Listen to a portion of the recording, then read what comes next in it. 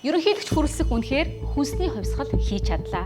Махны үн өсөж монголчууд мах авч чадхаа боллоо. Нарийн ногоо жимс жимсгэн гээд авдаг байсан хүнсээж авч чадхаа болж хоол хүнсний хэрэглээгээ танахаас өөр аргагүйд хүрээд байна. Улс төрчид Атрийн аян хүнсний хувьсгал гэж ярихын хэрээр Монголд хүнсний үн урьд өмнө байгаагүйгээр өссөн. Хүнсний хувьсгал ихснээс хойш 4 жилийн хугацаанд махны үн 120%-аар, талхны үн 80%-аар өсөд байна. Хүрэлцэх ерөнхийлөгчийн эхлүүлсэн хүнсний хувьсгалын үр дүн. Үнийн өсөлтөөс шалтгаалж иргэд хэрэглээгээ танаж Монгол хүний хоол хүнс хувьсан өөрчлөгдөж байна. Дундаж болон бага орлоготой айлөрхүүд хүнсний үнийн өсөлтийн хойноос өндийхөө болж боловсрол, эрүүл мэнд, ирээдүйн хуримтлалдаа мөнгө илүүчилж чадхаа байсан. Гэтэл энэ хугацаанд эрүүл аюулгүй хүнсээр иргэдэд хангана гэдэг сайхан зорилт тавьсан хүнсний хувьсгалтай холбоотойгоор татвар төлөгчдийн олон тэрбум төгрөгийг хүнс хөдөө аж ахуйн салбар руу цутгасаар байна. 2022 оноос хойш энэ хөтөлбөрийн хүрээнд 2500 гаруй аж ахуй нэгжид 1.3 их найт төгрөгийн бага хүүтэй хөнгөлөлтөө зээлийг олгоод байна. Та боддоо өнөөдөр Монгол улсад бизнесийн зээлийн дундаж хүү 19% байгаа.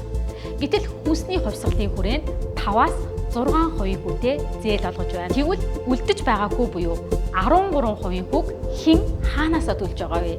Яг үүндээ энэ хүүг та төлж байгаа. Өөрөөр хэлбэл хөнгөлөлтөө зээлийн хүүгийн зөрүүг төсвөөс татаас хэлбэрээр олгож байгаа.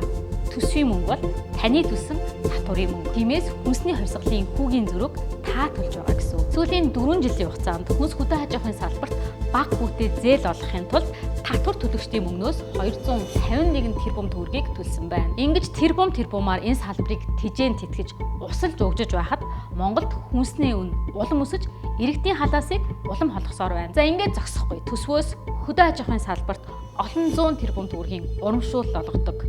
Энэ мөнгө бас л таны мөнгө. Мөн энэ салбарыг нөөц орлогын албан татвар, импорт, гайлын татвараас чөлөөлдөг. За ингэж их татвар төлөгчдийн мөнгөөр угжиж байхад яагаад хүнс хөдөө аж ахуйн салбар өсөж өндийдэггүй юм бэ? Яагаад Монголд хүнсний үн байнга өсдөг юм бэ? Яагаад ядаж тогтвортой байж болтоггүй юм бэ? Хүнсний хувьсгал ярьж хөдөө аж ахуйн салбарыг чиглэх татвар төлөгчдийн мөнгийг гарынхаа салаагаар урсгаж байх оронд сүүлийн 4 жил Монголд махны үн 120% өслөө. Эцэст нь бид махаач авч чадахгүй төрлөө.